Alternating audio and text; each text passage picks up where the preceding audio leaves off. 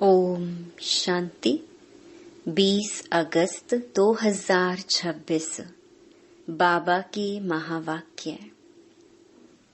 मीठे बच्चे, बाप आए हैं तुम्हें इस पाप की दुनिया से निकाल चैन की दुनिया में ले जाने। बाप द्वारा तुम्हें सुख शांति की 2 सौगातें मिलती हैं। प्रश्न: सारी दुनिया में सच्ची सच्ची नन्स तुम हो। सच्ची नन्स किसे कहेंगे? उत्तर: सच्ची नन्स वह जिनकी बुद्धि में एक की याद हो, अर्थात नन बट वन। वे अपने को भल नन्स कहलाती हैं, लेकिन उनकी बुद्धि में सिर्फ एक क्राइस्ट की याद नहीं, क्राइस्ट को भी गॉड का बच्चा कहेंगे। तो उनकी बुद्धि में 2 हैं और तुम्हारी बुद्धि में एक बाप है। इसीलिए तुम सच्ची सच्ची नन्स हो। तुम्हें बाप का फरमान है, पवित्र रहना है।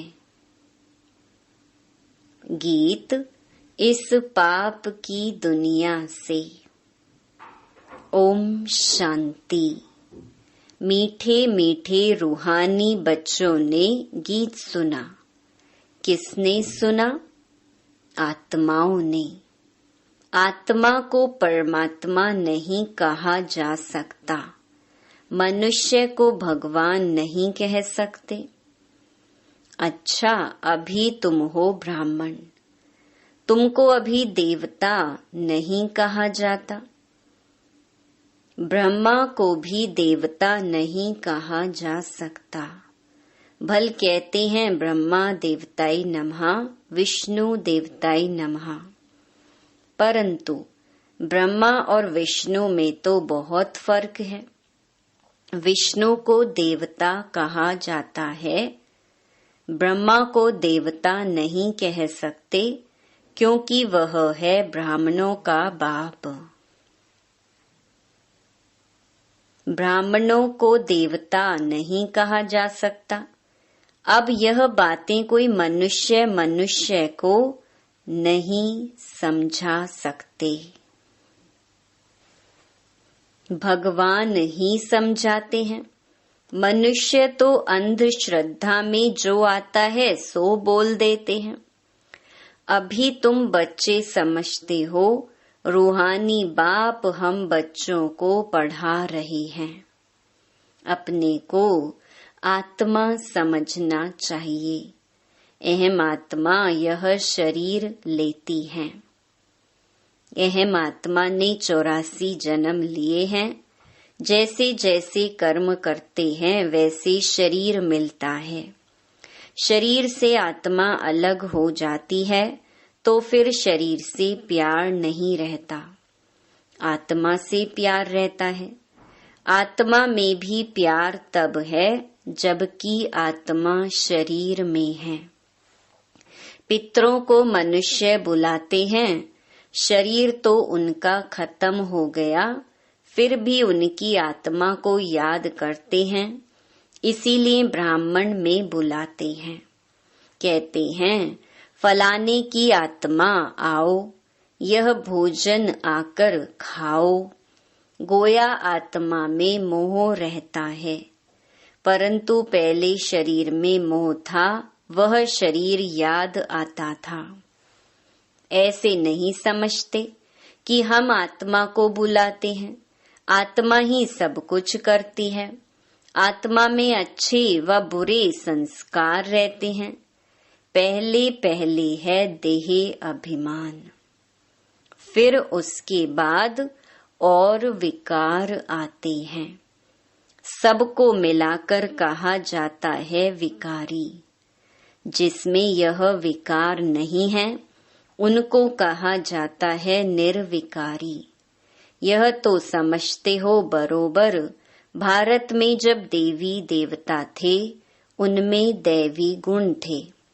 इन लक्ष्मी नारायण का है ही देवी देवता धर्म।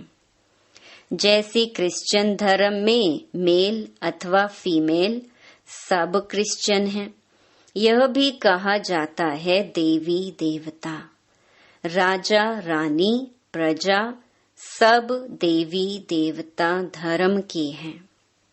यह बहुत ऊंच सुख देने वाला धर्म है। बच्चों ने गीत भी सुना। यह आत्मा ने कहा कि बाबा ऐसी जगह ले चलो जहां मुझे चैन शांति हो। वह तो है सुख धाम और शांति धाम। यहाँ बड़े बेचैन हैं। सतयुग में बेचैनी होती नहीं। आत्मा जानती है बाबा बिगर कोई चैन की दुनिया में ले जा नहीं सकते हैं। बाप कहते हैं मुक्ति और जीवन मुक्ति, यह दो सौगातें मैं कल्प कल्प लाता हूँ, परंतु तुम भूल जाते हो। ड्रामा में भूलना ही है। सब भूल जाएं तब तो मैं आऊं। अभी तुम ब्राह्मण बने हो, तुमको निश्चय है हमने 84 जन्म लिए हैं। जो पूरा ज्ञान नहीं उठाएंगे वह पहले नई दुनिया में भी नहीं आएंगे। त्रेता व त्रेता के अंत में आ जाएं। सारा मदार है पुरुषार्थ पर। सतयुग में सुख था, इन लक्ष्मी नारायण का राज्य था। अच्छा, इसके अगले जन्म में यह कौन थे, किसको पता नहीं है। अगले जन्म में यह ब्राह्मण थे, उससे पहले शूद्र थे। वर्णों पर तुम अच्छी रीति समझा सकते हो। अभी तुम समझते हो हम 21 जन्म के लिए चैन पाएंगे। बाबा हमको वह रास्ता बता रहे हैं। हम अभी पतित हैं, इसीलिए बेचैन हैं, दुखी हैं। जहाँ चैन हो उसको सुख शांति कहेंगे। तो अब तुम बच्चों की बुद्धि में आदि मध्य अंत का ज्ञान है। समझते हो बरोबर सतयुग में भारत कितना सुखी था। दुख अथवा बेचैनी का नाम नहीं था। अभी तुम पुरुषार्थ कर रहे हो स्वर्ग में जाने लिए। अभी तुम बने हो ईश्वरीय संप्रदाय के और वह हैं आसुरी संप्रदाय के। कहते हैं ना, पाप आत्मा। आत्माएं अनेक हैं, परमात्मा एक है। सब ब्रदर्स हैं, सब परमात्मा हो नहीं सकते। इतनी थोड़ी सी बात भी मनुष्यों की बुद्धि में नहीं है। बाबा ने समझाया है, यह सारी दुनिया बड़ा बेहद का टापू है। वह छोटे छोटे टापू होते हैं। इस बेहद टापू पर रावण का राज्य है। इन बातों को मनुष्य नहीं समझते हैं। वह तो सिर्फ कहानियां सुनाते रहते हैं। कहानी को ज्ञान नहीं कहा जाता। उनसे मनुष्य सद्गति को पा नहीं सकते। ज्ञान से सद्गति मिलती है। ज्ञान देने वाला है एक बाप, दूसरा ना कोई। भक्तों की भगवान ही आकर रक्षा करते हैं। मनुष्य मनुष्य की रक्षा नहीं कर सकते। शिव बाबा सभी बच्चों को वर्षा देते हैं। वह बाप भी है, शिक्षक भी है, सतगुरु भी है, वकील बैरिस्टर भी है, क्योंकि जमघटों की सजा से छुड़ाने वाला है। सतयुग में कोई भी जेल में नहीं जाएंगे। बाप सबको जेल से छुड़ाते हैं।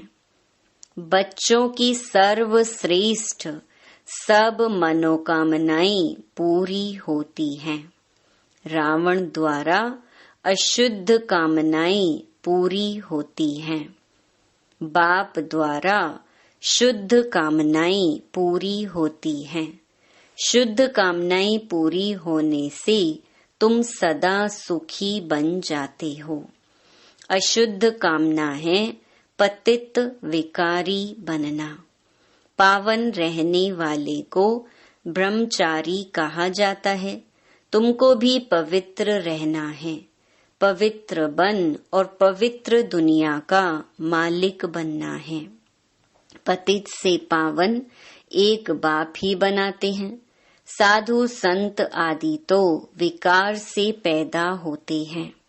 देवताओं के लिए ऐसे थोड़े ही कहेंगे, वहाँ विकार होते ही नहीं। वह है ही पावन दुनिया।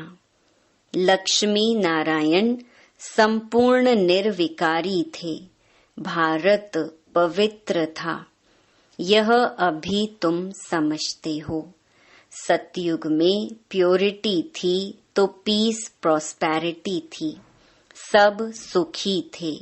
रावण राज्य जब से हुआ है तो गिरते आए हैं। अभी तो कोई काम के नहीं रहे हैं। एकदम कौड़ी मिसल बन गई हैं। अब फिर हीरे मिसल बाप द्वारा बनते हो। भारत जब सतयुग था तो हीरे जैसा था। अब तो कौड़ी मिसल भी नहीं है। अपने धर्म का ही किसको पता नहीं पड़ता है। पाप करते रहते हैं, वहाँ तो पाप का नाम नहीं। तुम देवी देवता धर्म के नामी ग्रामी हो। देवताओं के ढेर चित्र हैं और धर्मों में देखेंगे एक ही चित्र रहता है। क्रिश्चियन पास एक ही क्राइस्ट का चित्र होगा। बौद्धियों के पास एक ही बुद्ध का। क्रिश्चियन क्राइस्ट को ही याद करते हैं। उनको नन्स कहा जाता है। नन्स माना सिवाय एक क्राइस्ट के और कोई नहीं। इसीलिए कहते हैं नन बट क्राइस्ट। ब्रह्मचारी रहते हैं। तुम भी नन्स हो। तुम अपने गृहस्थ व्यवहार में रहते नन्स बनती हो। एक ही बाप को याद करती हो। None but one. एक शिव बाबा, दूसरा ना कोई।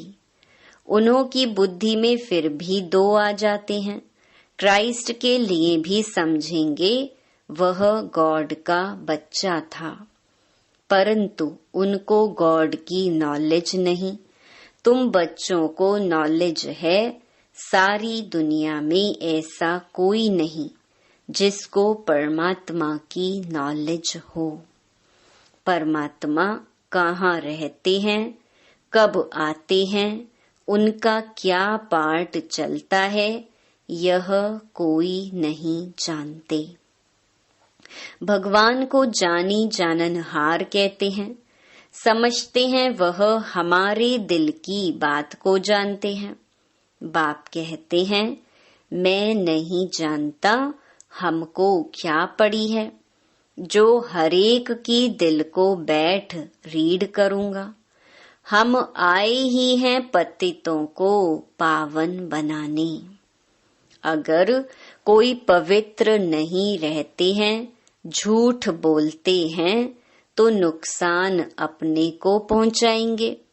गाया हुआ है, देवताओं की सभा में असुर जाकर बैठते थे।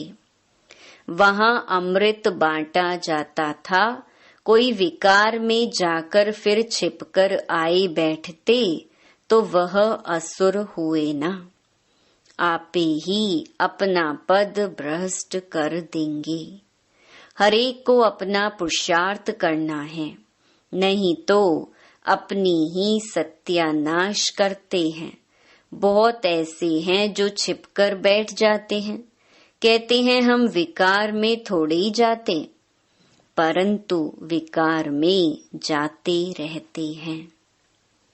यह गोया अपने को ठगते हैं, अपनी ही सत्यानाश करते हैं। परमपिता परमात्मा जिसका राइट हैंड धर्मराज है, उनके आगे झूठ बोलते हैं तो खुद ही दंड के भागी बन पड़ते हैं। बहुत सेंटर्स में भी ऐसे होता है। बाबा जब पहली बार दिल्ली में गया था तो रोज एक आता था और विकार में जाता रहता था। पूछा जाता था, जबकि पवित्र नहीं रहते हो तो क्यों आते हो? कहता था, आऊंगा नहीं तो निर्विकारी कैसे बनूंगा? पवित्रता अच्छी लगती है, परंतु रह भी नहीं सकता हूँ। आखिरीन तो सुधर जाऊंगा, नहीं आऊंगा तो बेड़ा गर्क हो जाएगा और कोई रास्ता ही नहीं है, इसीलिए हमको यहाँ आना पड़ता है। बाप समझाते हैं, तुम वायुमंडल खराब करते हो, कहाँ तक ऐसे आते रहेंगे? पावन जो बनते हैं उनको पतित से जैसे घृणा आती है। कहते हैं, बाबा इनके हाथ का खाना भी अच्छा नहीं लगता।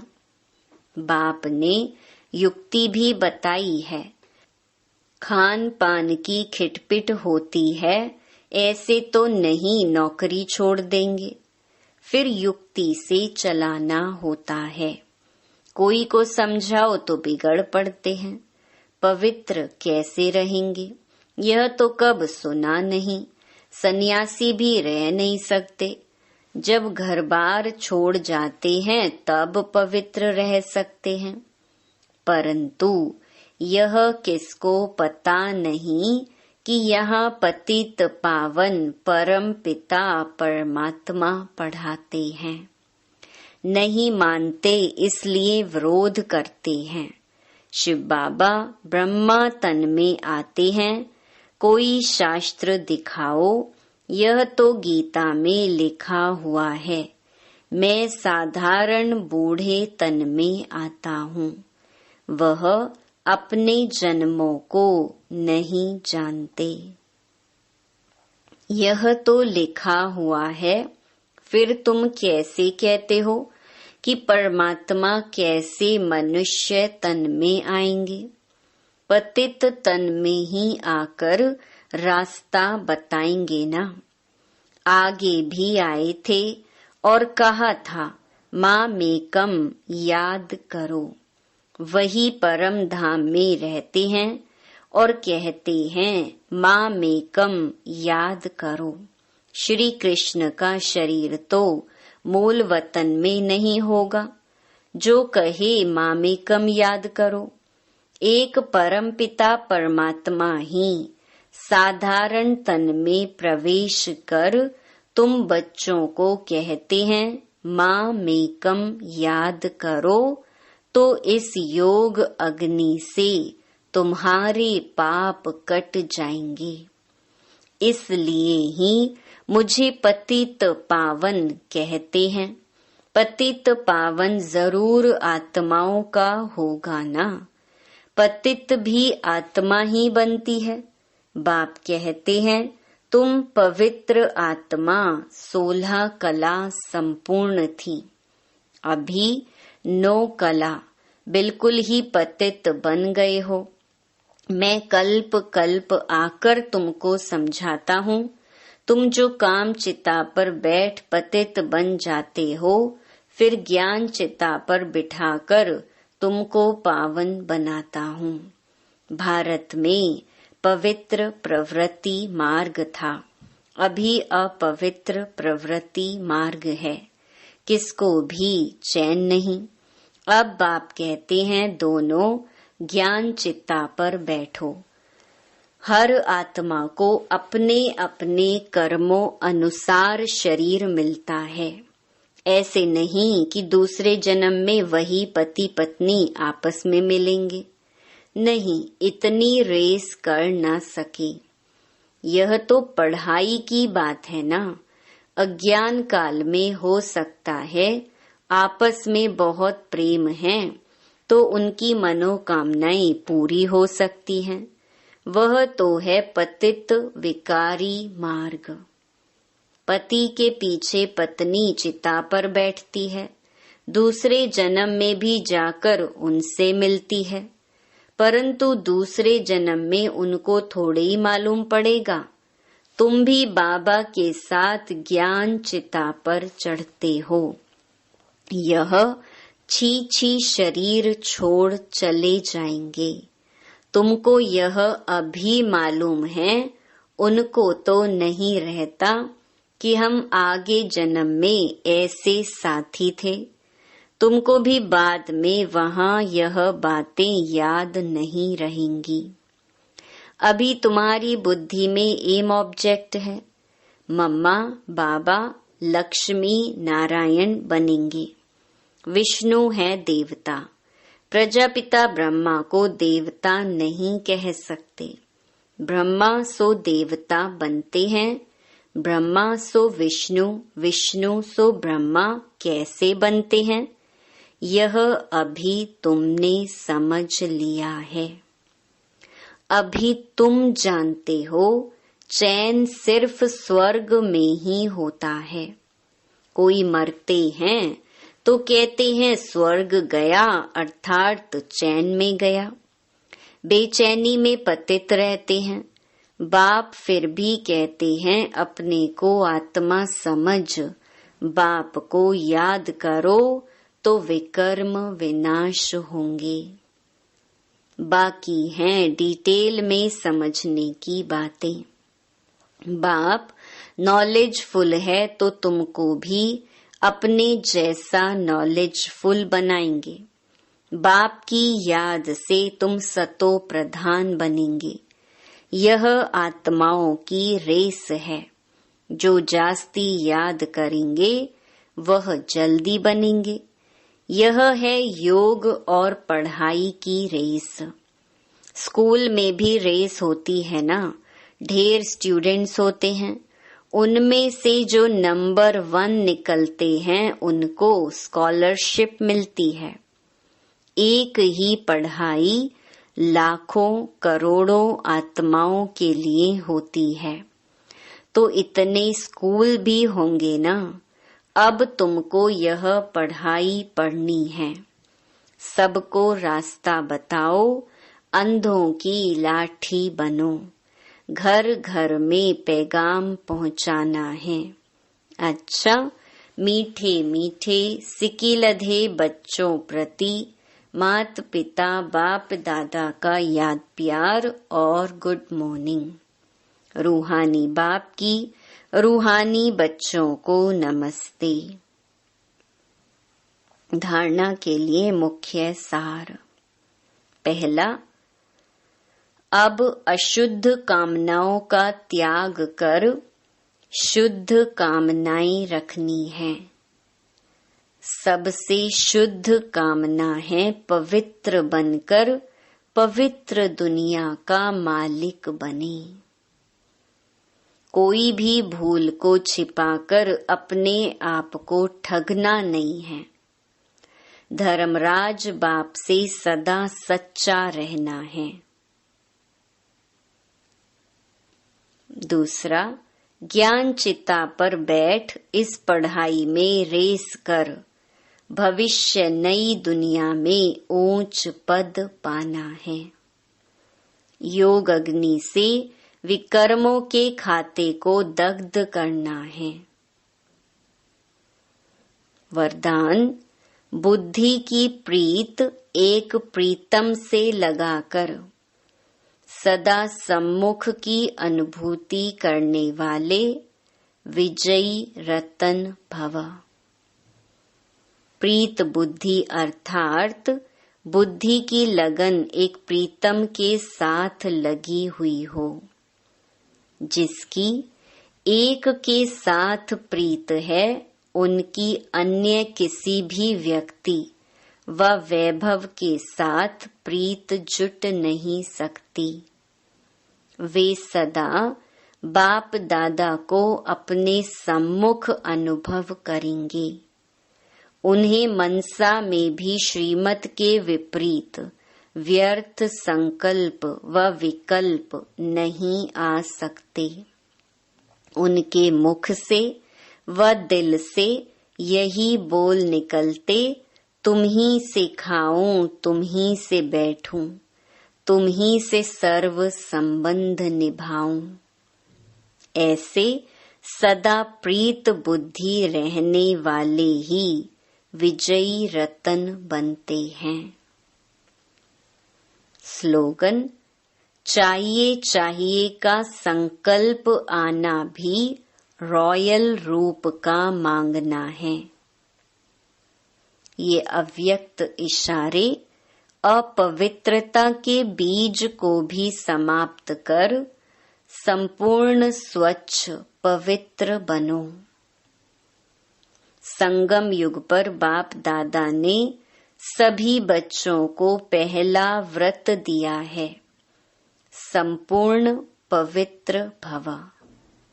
यह पवित्रता का व्रत सिर्फ ब्रह्मचर्य का व्रत नहीं है, लेकिन ब्रह्मा बाप समान हर बोल में पवित्रता का वाइब्रेशन समाया हुआ हो, हर संकल्प में पवित्रता का महत्व हो, हर कर्म में कर्म योगी जीवन का अनुभव हो।